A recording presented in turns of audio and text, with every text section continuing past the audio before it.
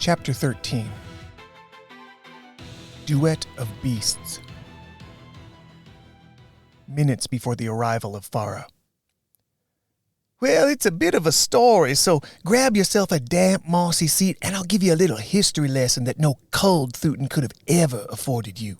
After such a harrowing escape, sitting down, even if it was in a damp forest cottage, sounded wonderful to Hela. Her and Senna plunked down on a couple of stone stools at the edge of the room and prepared to hear Skater's tales of Thutan lore. As you know, the Thutan race has been around for thousands of years. Many different wielders of the unvanquished flame since Thut himself have worked to master the abilities its power affords them. It was one of these forebearers who, during a solo excursion in the depths of the Hullhorn, found himself being tracked by a certain pack of grim wolves. Hela put up her hand. Grim wolves? What are those? Oh, just about the last thing you'd want stalking you if you were out alone in the Hullhorn. Think of a dog, and then think of one that stands shoulder height to a full-grown man. Now picture a pack of them, highly organized and hungry for meat. That should give you a sense of what a grim wolf is. Senna reflexively grabbed his sister's hand at Skater's description. They sound scary, he whispered. What did the man do? Did he have to fight them off with the unvanquished flame? Hela asked. Well, that's the thing, Miss Hela. He intended to do just that. But the strangest thing happened when he charged his flame up. The eyes of all the grim wolves surrounding him began to glow red with the flame of Grom. What? Animals can wield the flame too? Hela balked. Well, no, they shouldn't be able to, Skater replied, validating her disbelief. No creature outside of a Thutan child of Grom can wield. Though their Karut was, that was the man's name, by the way. There he was with a pack of grim wolves bearing the flame. He must have thought he was losing his mind. But once his flame activated theirs, they inched closer and bowed low before him. Wow, Senna gasped, still holding Hela's hand. No other animal and no other wild grim wolves have ever shown that kind of reaction to the flame before. Karut brought them all back to his tribe, who have been breeding their bloodline ever since. That was around 3,000 years ago. But the bloodline still exists. They've been keeping it strong all this time. The tribe renamed them Hullhounds in honor of the sacred mountains in which they discovered them. It's considered a great honor to have them, and they've been bred only to serve great Thutan warriors generation after generation. Hullhounds. Wow, Hela exclaimed. But wait, are you saying there are Hullhounds living in the range of Thut? Is that what you and I summoned just now? Skater grinned. You got it, my dear. But why would they be in here? Shouldn't they be with the Thutan tribes in the Hullhorn? Well, they should be, yes, Skater began. But for the fact their masters infiltrated Epole a while back. You see, all four of us, Falk, Carter, Torin, and myself, brought our own Hullhounds down with us from the mountains. They are extremely useful beasts, but we found them invaluable in our efforts to clear the outer wall of the range. What do you mean by that, Skater? Hela asked. Wait. Skater froze with his index finger in the air, signaling a pause to their conversation. He tilted his head as though focusing on something, but Hela couldn't hear anything. You two stay here, he said, turning his head to the small entranceway. Wait, Hela protested. What's wrong? Where are you going? The good news is our Hullhound friends have arrived earlier than I had thought. But someone else is out there and they don't recognize them. So just stay here for a few minutes and I'll be back with our furry friends after I clear this up. With that, he was off. Hela and Senna held hands with each other, now lit only under the light of her red aura. We thought we'd lost you at the call. Farah, you made it, and you wielded the flame on your own. Remarkable. Skater was beaming. Another Thutan, freed from the calls and already wielding the flame, had joined their escape party. But as he pulled back from his welcoming hug, he sensed something was wrong. Farah hadn't said a word. Considering her ordeal, it wouldn't be surprising, but her mouth opened and shut like she was trying to say something, desperately. But nothing came out. Skater pulled her back into a hug. Oh, child, don't fret now. Whatever you've been through, that's all over. You're here now, and you don't have to say a thing." He turned around, tucked Farah under his arms, and gazed at the two large, imposing hullhounds before him. Their hair glowed like the dying embers of a fire, their thick black coats highlighted in the crackle of glowing red. Without a word, they turned towards the forest, leading the way. Once they reached the dreary cottage, the two beasts positioned themselves on either side of its dilapidated entrance. Skature nodded to them, then called out, "Hella, my dear, and Senna, come on out. It's safe now, and we got welcome company." She shot up off the damp, cold stool and led Senna by the hand to the entryway. Outside, she froze. To her left and her right were massive hounds, huffing through their nose and watching her every move. Hella instinctively pushed Senna behind her and flared her flame, which caused the hullhound's flames to rise in response. A split second later, all of her fear dissipated. In fact, it was almost like their presence settled over her like a warm, protective blanket. Her attention shifted from the beasts at her side to the two figures in front of her. Hella was expecting one of them, but the other? Nothing could have prepared her for her. "Oh, good Grom!" Hella gasped, clutching both hands over her mouth. "Farah!" She lunged forward, throwing her arms around her friend, a friend who, up until a moment ago, she thought dead. "Farah?" A small voice squeaked from behind Hella. Senna, standing frozen between the massive hullhound sentries outside the cottage, strained to make out who Hella was hugging. "Oh, don't worry about them, little Finn," Skature said. "I'll make proper introductions in a moment. They won't hurt you. Come and welcome back our lost Farah." Senna's eyes widened and a smile covered his face. "It's true! It's Farah!" He ran forward and joined Hella in hugging their former cullmate. "Farah, we looked all over after the explosion. We couldn't find you anywhere," Hella started explaining. "If we had more time or more people to help, but the troopers were recovering, and Skature was hurt, and—" She stopped mid-explanation. I'm so sorry I left you, Farah," she cried. "I'm really happy you're alive, Farah, and your chest, it's glowing," Senna added. Both siblings backed away from their hug to admire Farah's flame and to give her room to respond, but all they received in return was a teary-eyed gaze. Farah opened her mouth several times, her jaw straining, but no words came out of it. Skature took that awkward break in their reunion to interject on Farah's behalf. "Hella, my dear, Farah has had a rough day. She's in need of some rest, as I'm sure we all are. I was about to send Cartha and her kin out for some game. We can all rest until they return." "Cartha? Do you mean the hullhounds?" Hella asked. "Oh, yeah, I forgot to introduce you to them in all the excitement of Farah's return." He motioned to the enormous animals behind them, who came closer. "Hella, Finn, Farah, meet my trusted sidekick, Cartha. She's been with me, barring the last while in the culls, since she was a pup." Cartha, the larger of the two hullhounds, inclined her head as if honored by Skature's introduction. "And speaking of pups," he continued, "I suppose we're all getting to know this new member of her pack. It's been over 2 years since I entered the city, leaving her in the range with the other hullhounds who accompanied us on this adventure. In that time, she's born a pup of her own." "That thing's a pup?" Hella squealed. "Yes, indeed. But let's not degrade them with words like thing, young lady. They're a very noble and proud animal. While they can't understand our language, they certainly understand the intention of our words." Skature ruffled the thick mane of Cartha's offspring. "Speaking of which, I was about to send them out to fetch us some food for the morning. Something we can cook to restore our strength for the final leg of this journey." He lifted his chin at both of the massive predators, who crouched down and sprang off back down the path that led out of the grove. All 3 of the younger Theutons flinched at their hasty departure. For such enormous creatures, they moved with a speed, grace, and silence that was almost ethereal, like they were phantoms and not living beings. "Okay, you 3, Skature started, addressing the young trio. "We're all tired and need to prioritize what little time we have to rest. The road ahead is long, and there are more obstacles ahead." Senna grabbed Farah's hand and led her in through the small entrance to the forest cottage. Hella followed beside Skature, but stopped him before they entered. "Skature, wait. What's wrong with Farah? She didn't say anything. She looks stunned or something."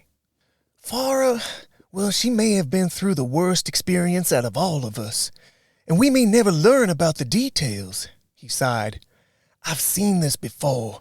Usually, though, it's an affliction suffered by soldiers who've endured a horrendous battle. Something that affects the mind. For whatever reason, afterwards, they never speak again. Hela gasped. Never? Do you think Farah will never speak again? I don't know, little miss. No one understands why they become mute. It's not by their own volition, it seems. They can't speak even when they want to. It must be torturous, trapped inside your own mind that way. So Hela, Skature knelt down to eye level, we need to be kind to Farah. I know you two have had your differences, and probably for good reason, but she's going to be fighting a battle every day from now on, and she needs all the allies she can get. Hela pursed her lips, then nodded. She and Farah had been at odds for as long as she could remember. But between learning what had happened with Hela's father and her, and the ordeal they had all just come through, Hela had gained a newfound understanding and respect for the older girl. Skature and Hela joined the others in the cottage. Between the flames of 3 out of 4 of its inhabitants, everyone found a spot to curl up and close their eyes. They each settled into unconsciousness, despite the horrors that preceded its final arrival, and despite the uncertainty of what horrors may still yet lie ahead come the dawn. The dawn came sooner than Hela had expected. This time, she wasn't pulled awake by the asperite floors of Epole. She was roused by something, perhaps, even more powerful. The smell of food. Time to wake up, young ones, came Skature's cheery voice. The hounds have brought us some much-needed food to fuel our travels. Hela gently shook Senna, who was curled up in a ball and nuzzled into her side. Wake up, Finn. We've got to keep moving, and Skature has food for us. Food? Senna opened one eye, then stretched and yawned. In the morning? Yeah, take a sniff. You can smell it from here. Morning food wasn't something Theutons in the culls received. Unless they had saved a morsel from the evening before, there was only 1 meal per day. But first they had to earn it with a full day's labor. The idea of a free meal, first thing in the morning, was as foreign as it was welcome to the famished youngsters. Senna pushed himself to his feet, sniffed the air, and then located Farah to wake her as well. Leave it to Finn to wake a friend for a meal before he has one himself, Hela thought with pride. All 3 emerged from the dewy cottage entrance to see Skature and both hullhounds in a semicircle around a fire. 2 large chunks of cooked meat were on a spit over it. Hela sucked in a breath. Wow, Skature, you did all this? Well, to be fair, Cartha and her kin did the hard part of hunting the deer, he admitted. The rest was just a little scrounging in the forest on my part. Some sticks and fire at most. Basic survival skills you'll pick up once we reach the hull horn. Skature lifted the spit off the prop over the fire and offered it to the sleepy trio. Come, eat. It's ready and fresh. I guarantee you've never tasted anything like this in the culls. They didn't need any more invitation. All 3 rushed over and tore pieces off the spit. Hela was the first to taste it and the first one to almost faint at the savory taste that filled her mouth. Oh, it's so good. His mouth full of delicious meat, Senna gave Skature a thumbs up, while Farah's delight showed across her whole face. Dig in. I've already had some, and there's lots to go around, especially you two, he pointed to Hela and Farah. We who wield the unvanquished flame tax our bodies greatly to do so. We need more fuel than you may think to keep up the output it requires. And we're going to require some feats of flame to complete our escape later today. Both girls nodded while they chomped and swallowed with vigor. Neither of them had ever had to worry about filling their bellies to the max before. In this small, hidden grove in the middle of a deserted gully, they experienced the closest thing to opulence they had ever been permitted to. As the morning meal continued, all parties reached their own personal limits. Skature gave the remaining meat to the hounds, who polished it off. That was exactly what I needed. I don't know about you 3, he said, rubbing his belly while passing a stone bowl of fresh creek water to the youngsters. That was incredible. Thank you, Skature. Hela glanced at the beasts who were finishing their meal. Oh, and to you too, Cartha. The enormous hullhound lifted her head from a large bone and appeared to nod towards Hela. Whoa, Hela, did Cartha just understand you? Senna squeaked. No doubt she did, little Finn, Skature answered for her. Like I said last night, they can't speak, but you can be sure they understand you. Hela noticed Farah's smile at that answer. Being as she was in a different yet not dissimilar situation, it was likely Farah could relate to the regal hounds before her. "You're all gonna learn a lot about our canine compatriots today. Why, you'll have to. There are tickets both to and over the outer wall." "How's that, Skature?" Hella asked. "Well, the first part is simple. The second part is the real secret." He tapped the side of his nose. "We could all light our flames in us and sprint to the wall, carrying Santa while flanked by the hounds. But like I said, using the flame takes a lot of energy out of you, even if you're a seasoned professional like myself. So we'll be mounting our friends here who will be doing the running for us. You're gonna love the ride, nothing like it. These animals are simply majestic and handled with remarkable subtlety." Senna paled. "We're going to ride them?" "Don't you worry about them, little Finn. They can carry 4 full-grown Thutons if they needed to, and they're built for speed, unlike us 2-legged types." "But are they hard to ride?" Hella asked. "No harder than your own 2 feet, if I'm being honest," Skature said. "Once you're mounted on a hallhound and raise your flame, their will combines with yours. It's hard to explain, but I promise you it'll feel more natural than you can even imagine, even on your first ride." Senna giggled. "That's so neat. As for the getting over the wall part, that's where they're irreplaceable." Skature motioned to Hella. "Remember when I told you why we can't travel on the top of the city causeways in Epole?" Hella nodded. "Yeah, you said there were tiles that were different than the Asperite floors. They're meant to stop us." "That's right. Excellent memory, miss. They will stick a Thuton in place the moment you walk on them, regardless of the time of day. Well, the top of the wall we need to cross is covered in them. But the real kicker is the width. It's at least twice what I could leap at full strength." "Really? I find that hard to believe. You did the impossible when we jumped over the walls of Cull 19. "I'm afraid it's true. It's more or less Thuton-proof. But therein lies our way past." Senna's eyes perked up as he blurted, "The Hallhounds!" "Sharp as ever, little Finn," Skature praised the young boy. "Cartha isn't Thuton. Epole's Asperite defenses seem to be set to Thuton. But if a wild animal somehow got up on those walls, why, they wouldn't set off the tiles at all." Hella began to put the pieces together. "So we can ride the hounds all the way across the top of the defensive wall without tripping the Asperite?" "Almost," Skature corrected her. "Almost without tripping them." Hella raised an eyebrow, so Skature continued to elaborate. "Remember, we merge with the hounds we ride. Our essence combines in some sense. And to whatever degree that happens, those blasted floors can sense there's a Thuton involved in it. It means our hallhounds will stick to it just the same." "Well, how does that help us then?" Hella argued, but it was Senna who answered. "Hella, they only stick to a hallhound who's merged with a Thuton." "Yeah, I heard that part, Finn, but we're all Thutons here," she scoffed. Senna giggled. "We're Thutons, but Cartha isn't. Only when she merges with a Thuton flame. They need the flame to leap up to the top of the wall with us on them, but once they're up, you can put out their flame. Then you wouldn't be merged anymore, and they could walk us across the rest of the wall without getting stuck." Hella looked at Skature as if trying to do the math in her head. Is that true?" "Well, I was hoping to take the credit for solving that puzzle, but I can't seem to slip one past little Santa over here." "But wait, Skature," Hella protested. "If we all ride the hallhounds across the wall, and they have to get stuck at first until we turn our flames out, won't that alert the Rayans that there are Thutons on top of the wall? I mean, they'll know that we're trying to escape, right?" "This is true, Miss Hella. There's still a certain risk involved in our final exfiltration. And unfortunately, at this point, there's no real way around that. The Rayans will be alerted to when and where we attempt our crossing. But this wall is enormously long. They can't have sentries everywhere. Their outposts are quite a distance from one another. So we're going to split the difference right between 2 of those outposts.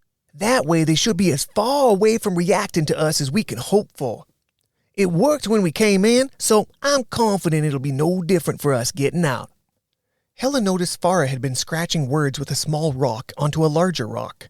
The older girl stood and presented it to Skature. It read, "What happened to Godden?" Skature read it and then let out a sigh. I forgot you wouldn't have known this already, and I'm terribly sorry to have to tell you. The light in Farah's eyes disappeared. Garden made the ultimate sacrifice to get us out of Cull 19. The explosion that leveled that rat trap and opened the wall was his final act by the love of Grom. Skature held Farah's shoulders as she wept silently. It's okay to cry, Farah, but mourn your elder with pride, my dear. He went happily to meet his blessed matron yesterday, knowing his death would give us a chance at life, real life. The other two got up and hugged Farah.